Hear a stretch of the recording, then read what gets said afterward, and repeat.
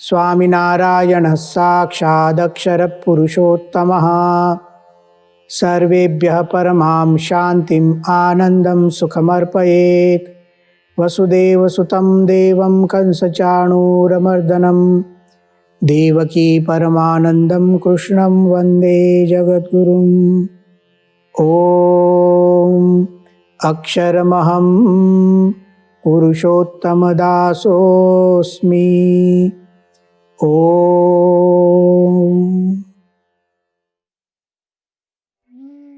भगवान श्री कृष्ण दूसरे अध्याय के 39वें श्लोक में कहते हैं, एषा ते विहिता सांख्ये बुद्धिर्योगे त्विमां शृणु बुद्ध्या युक्तो यया पार्थ कर्मबंधं प्रहास्यसि। बहुत सी बातें हैं इस श्लोक में करने जैसी, लेकिन एक बार हम पुनः जब भगवान श्री कृष्ण ऐसा कहते हैं कि ऐशा ते विहिता सांख्ये, अभी तक जो कुछ भी मैंने तुझे बात की वह सांख्य विषयक थी, इसी को मैं सांख्य कहता हूं, ऐसा भगवान श्री कृष्ण ने कहा। थोड़ा सा पुनरावर्तन कर लेते हैं, भगवान श्री कृष्ण ने सांख्य की बातों में क्या कहा, कौन से सिद्धांतों को समझाया। जो कुछ भी बातें हमने भगवत गीता में सुनी, उसका यदि निष्कर्ष निकालना हो तो श्रीमद् भगवत गीता अभिप्रेत, भगवान श्री कृष्ण के उपदेश में उनको जो अभिप्रेत है वह 3 सिद्धांत हमें दिखते हैं, खासकर सांख्य में से, जिसका प्रतिपादन श्रीमद् भगवत गीता में किया गया हो। पहला सिद्धांत है देह और आत्मा की भिन्नता। विविध उदाहरणों से गीता में इस बात को हमने सुनी थी। जैसे एक श्लोक को याद करते हैं, वासांसि जीर्णानि यथा विहाय अन्यानि गृह्णाति नरोपराणि तथा शरीराणि विहाय जीर्णानि अन्यानि संयाति नवानि देहि। जैसे हम जीर्ण कपड़ों को निकाल देते हैं, छोड़ देते हैं और नूतन वस्त्र धारण करते हैं, इसी ढंग से दूसरे शरीर को हम प्राप्त करते हैं। आत्मन तत्व नित्य है, देह से भिन्न है। अंतवंत इमे देहाः नित्यस्य उक्ता शरीरिणः। शरीरी जो आत्मा है वह नित्य है, और इमे देहाः, यह जो देह है वह अंतवंतः, नाशवंत है। तो सांख्य का पहला विचार भगवान श्री कृष्ण ने यहाँ समझाया, देह और आत्मा की भिन्नता, उसमें भी देह नश्वर, आत्म तत्व नित्य।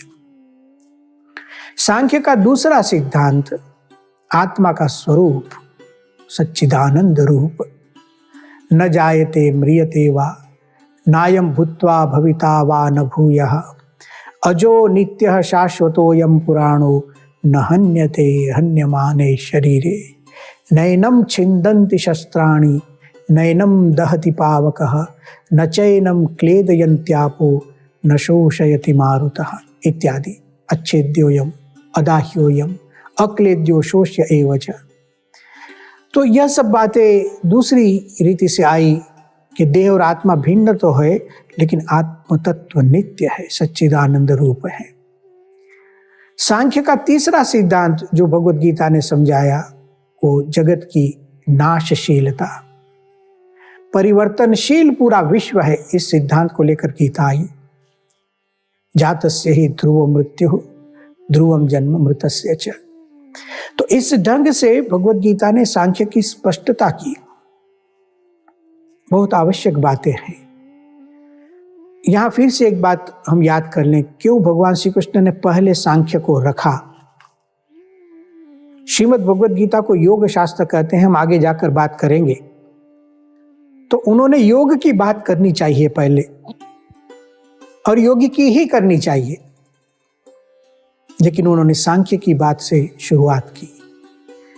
भगवान श्री कृष्ण समझाते हैं, सांख्य का तात्पर्य निकलता है एक विवेक ज्ञान,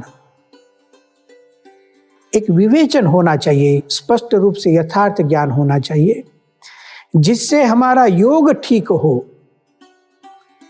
तो एक सांख्य को डिटैचमेंट के लिए उपयोग में लिया।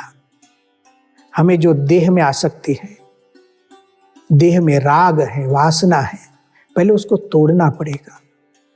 जैसे 15वें अध्याय में भगवान श्री कृष्ण कहेंगे कि ये जो संसार रूपी वृक्ष है, ऊर्ध्वमूलम अधशाखम अश्वत्थम आहुएनम, ये अश्वत्थ संसार रूपी जो वृक्ष है उसको काटना पड़ेगा। असंग शस्त्रेण दृढ़ेन छित्त्वा, अनासक्ति रूप शस्त्र से इस संसार रूपी वृक्ष का छेदन करना ही पड़ेगा। अनासक्ति, वैराग्य, डिटैचमेंट।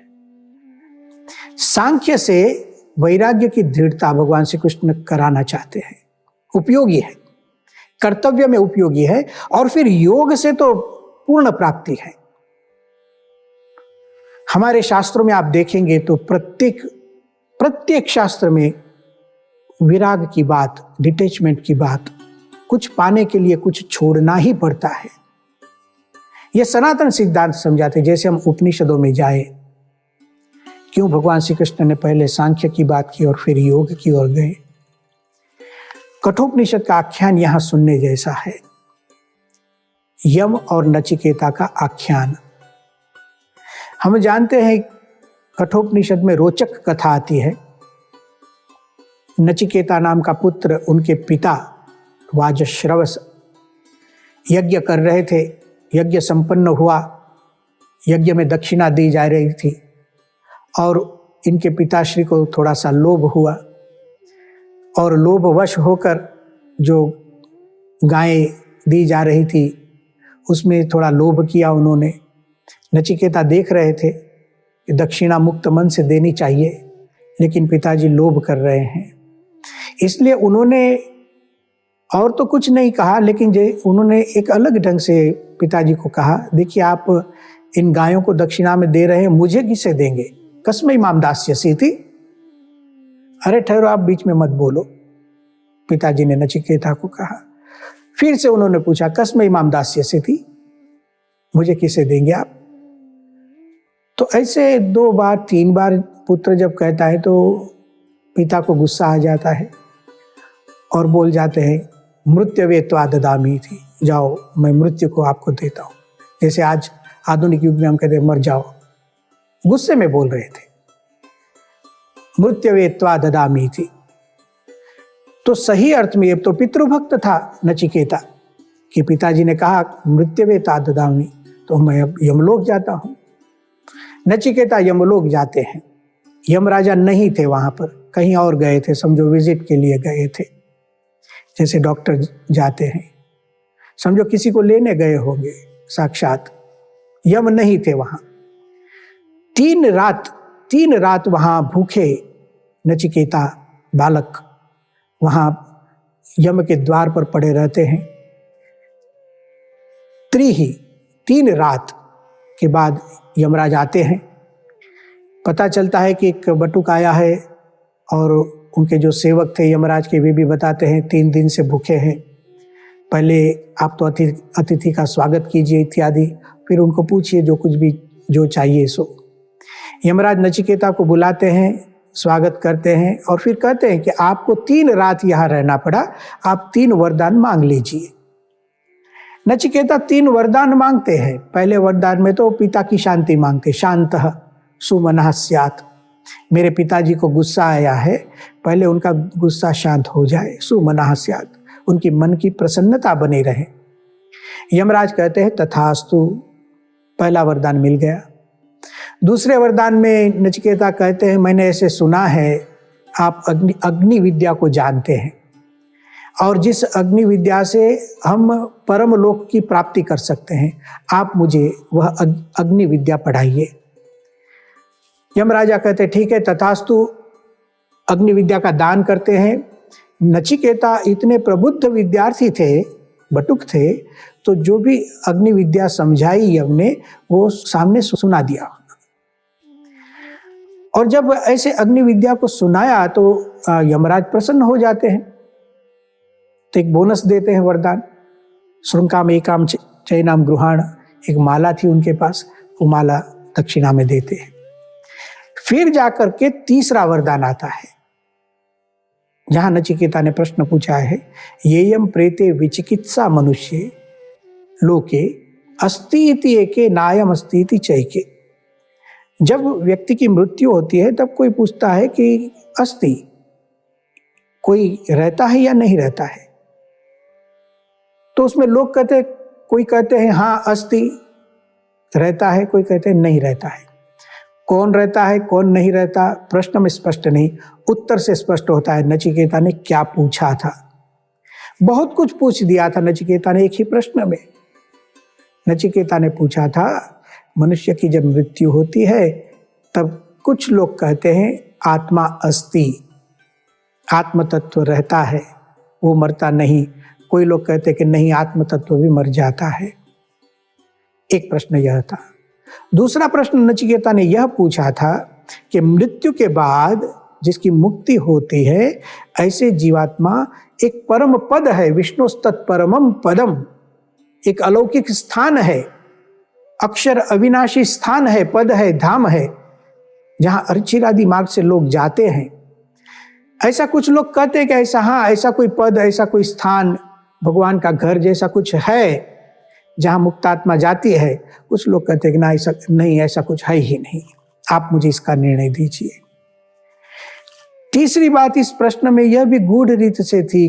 कुछ लोग कहते हैं कि जब आत्मा की मुक्ति होती है तब परमात्मा नाम का एक तत्व है जिसको पाना है, जिसकी भक्ति करना है, उपासना करनी है। कुछ लोग कहते हैं कि नहीं, परमात्मा तत्व जैसा कुछ है ही नहीं, भगवान जैसा कुछ है ही नहीं, उसकी भक्ति उपासना इत्यादि कुछ नहीं। आप यह सब मुझे समझाइए। बहुत गूढ़ प्रश्न तृतीय वरदान के रूप में पूछा गया और यही एक विस्तृत विषय है पूरे कठोपनिषद का, मुख्य प्रधान प्रतिपाद्य विषय।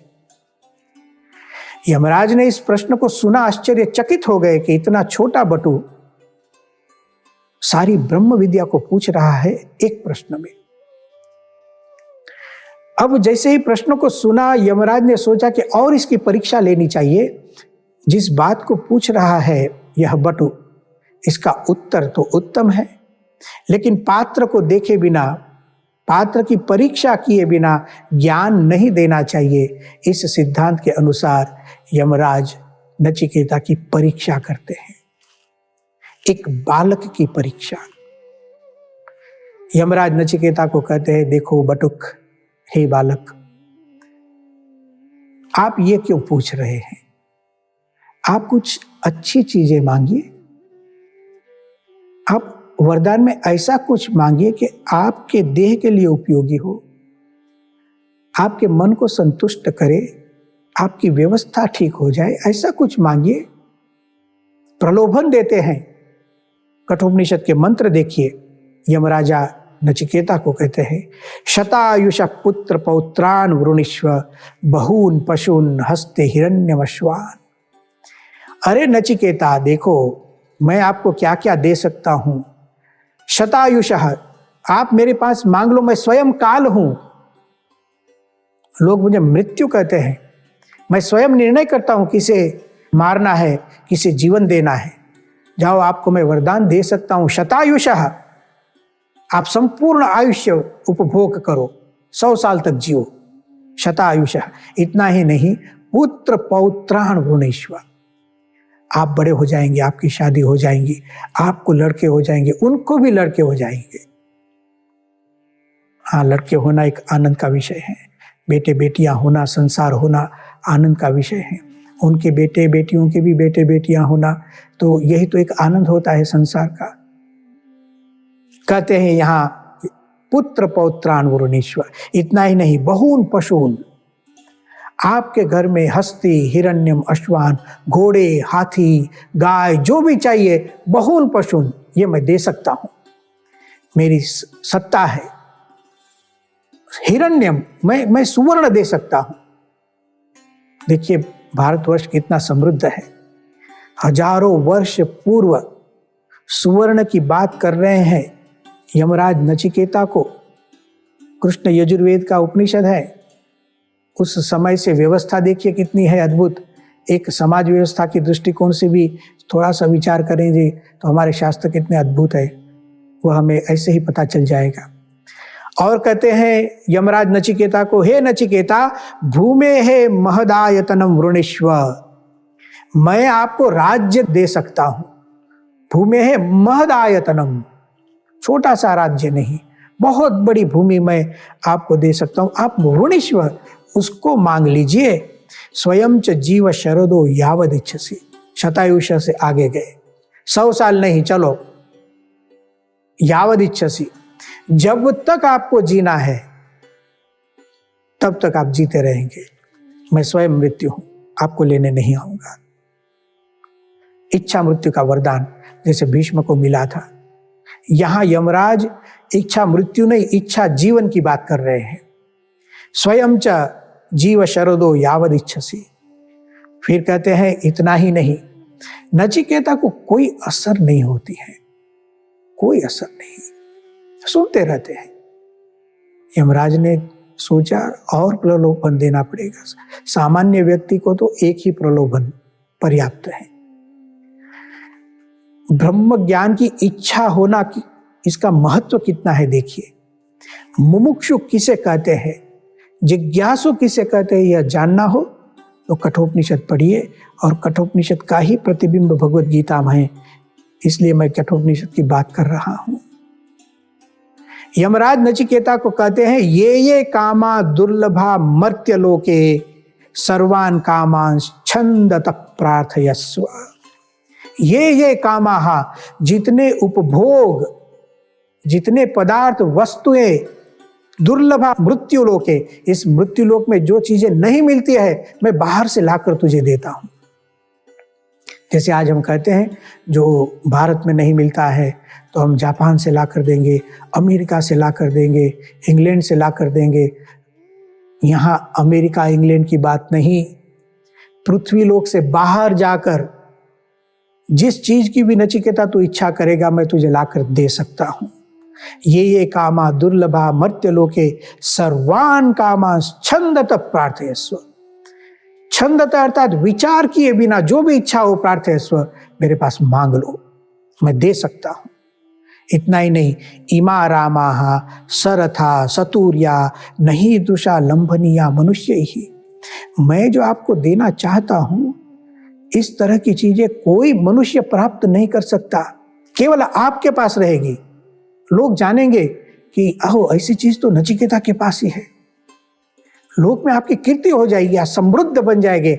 मांगिए हे नचिकेता, लेकिन एक बात को छोड़ दिए, नचिकेता मरणम मानुप्राक्षी। आप जो पूछ रहे हैं कि मरने के बाद आत्मा है या नहीं, अक्षरधाम परमात्मा का धाम है या नहीं, परमात्मा जैसा कोई तत्व है या नहीं, ये मत पूछिए। देखिए भगवान को मानना, भगवान के पद स्थान धाम को मानना और आत्म तत्व को मानना, इसकी कीमत देखिए क्या है। 100 साल से अधिक काल तक जीना, इससे महत्व का है आत्म तत्व को, परमात्मा तत्व को, अक्षर तत्व को जानना। हजारों चीजें हमारे पास हो जो मनुष्य लोक में दुर्लभ हो, इससे भी दुर्लभ यह सिद्धांत, जिसको हम एक शब्द में ब्रह्म विद्या कहते हैं। जब यमराजा ने ऐसे कहा मरणम मानुप्राक्षी ही, इस तृतीय वरदान की जगह ऐसा कुछ मांग लो मेरे पास, तब नचिकेता ने जो कहा, वहां गीता का सांख्य ज्ञान, अटैचमेंट के लिए डिटैचमेंट, योग के लिए सांख्य हमें सुनाई देता है। नचिकेता कहते हैं श्वो भावा मर्त्यस्य यदंत कैतत् सर्वेन्द्रियाणाम जरयन्ति तेजः। हे यमराज, आप जो मुझे कह रहे हैं, जितनी भी बातें बताई, श्वः अभावः, श्वः अर्थात कल, टुमारो, इसमें से एक भी चीज नहीं रहेगी। कहने का तात्पर्य परिवर्तनशील, जातस्य ही ध्रुव मृत्यु ध्रुवम जन्म मृतस्य च, अव्यक्तादीनि भूतानि व्यक्त मध्यानि भारत, जैसे गीता में कहा। यही गीता का मूल यहाँ आता है कठोपनिषद में, जहाँ से भगवत गीता में आया। श्वो भावाः मर्त्यस्य यदंत कैतत्। अरे आप तो मुझे जो कह रहे हैं सर्वेन्द्रियाणाम जरयन्ति तेजः, यह तो जो चीजें आप मुझे अश्व की बात करते हैं, सुवर्ण की बात करते हैं, राज्य की बात करते हैं, कामोपभोग की बात करते हैं, यह तो सब इंद्रियों का तेज हर लेते हैं, मेरे तेज को विनष्ट करते हैं। ठीक है, चलो, अपि सर्वम जीवितम अल्पमेव, आप मुझे जितना जीना चाहे उतना वरदान देने के लिए तैयार है। मैं कितना भी जीवन जीऊं, न कामः कामानाम उपभोगे न शाम्यति, कामना तो कभी पूरी होती ही नहीं। सर्वम जीवितम अल्पमेव, वो तो छोटा ही लगेगा। आज हमें 100 साल भी कम लगते हैं, 1000 साल भी कभी किसी को कम लग रहे थे, 10,000 साल भी कम लग रहे थे। मृत्यु का भय तो सबको था। नचिकेता ने कहा, आपकी इच्छा है तो ठीक है, सब मिल जाएगा हमें, वरदान तो वही चाहिए, वरस्तु में वर्णीय सएव। और अंत में अद्भुत वाक्य कहते हैं, न वित्ते न तर्पणीयो मनुष्य। मनुष्य को कभी वित्त से, धन से, द्रव्य से, व्यवस्था से कभी संतोष नहीं होगा। इसलिए हे यमराज, तवैव वाहा तव नृत्य गीते, ये जो घोड़ों की तुम बात करते हैं, रथ की बात करते हैं, आपके पास रखो। तवैव वाहा तव नृत्य गीते, आप जो सुख की सुविधा की बात करते हैं, आपके पास रखो। जिस देश में सुविधा, व्यवस्था, समृद्धि अपनी पराकाष्ठा पर पहुंची हो, उसी देश में ऐसे उद्घोष हो सकते हैं, न वित्ते न तर्पणीयो मनुष्य। पैसों से मनुष्य कभी तृप्त नहीं होगा। जहां खजाना मिलता है फिर ही यह बात पता चलती है। इसका मतलब यह हुआ, भारतवर्ष कितना समृद्ध था। हाँ, पैसा मिलने के बाद ही तो यह सिद्धांत आ सकता है, न वित्ते न तर्पणीय। नचिकेता ने मना कर दिया, तवैव वाहा, मुझे कुछ नहीं चाहिए, मैंने जो पूछा वही मुझे सुनाइए। जैसे ही इस बात को यमराज ने सुना, यमराज प्रसन्न हो गए। एक छोटा सा बालक, उसके ज्ञान की प्रतिभा देखिए। और फिर जाकर यमराज ने जो उपदेश दिया, उसमें से पूरा कठोपनिषद बनता है। आत्म तत्व समझाया, वही श्लोक भगवत गीता में आया, न जायते म्रियते वा नायम भूत्वा भविता वा न भूयः अजो नित्यः शाश्वतो यम पुराणो न हन्यते हन्यमाने शरीरे। हन्यमान शरीर में आत्मा अविनाशी है। भगवान का घर है या नहीं, उसके उत्तर में यमराज कहते हैं, सर्वे वेदाः यत्पदम् मामनन्ति तपांसि सर्वाणि च यद्वदन्ति यदिच्छन्तो ब्रह्मचर्यं चरन्ति तत्ते पदं संग्रहेण ब्रवीमि ओम इत्येतत् एतद्देवाक्षरं ब्रह्म एतद्देवाक्षरं परम एतद्देवाक्षरं ज्ञात्वा यो यदिच्छति तस्य तत्। अरे नचिकेता, सभी वेद जिस भगवान के धाम की बात करते हैं उसे अक्षर कहते हैं, उसे ब्रह्म कहते हैं। एतद्देवाक्षरम ब्रह्म एतद्देवाक्षरम परम। परमात्मा तत्व की बात करते हैं, तम दुर्दर्शम गूढ़म गुहाहितम गव्वरेष्टम पुराणम अध्यात्म योगाधिगमेन देवम मत्वा धीरो हर्षशोको जहाति। परमात्मा गूढ़ है, हृदय में रहे हैं। अध्यात्म योग से उनकी उपासना कर जो धीर पुरुष है, हर्ष और शोक की नदियों को पार चला जाता है, भगवान के सुख का उपभोग करता है। ऐसी एक अद्भुत बात श्रीमद् भगवत गीता हमें समझाती है, सांख्य ज्ञान के रूप में। और फिर अंत में कहा, अर्जुन एषा ते भीता सांख्ये बुद्धि योगे त्विमां शृणु। अब मैं तुझे योग की बात करता हूं। ओम शांति ही शांति ही शांति ही।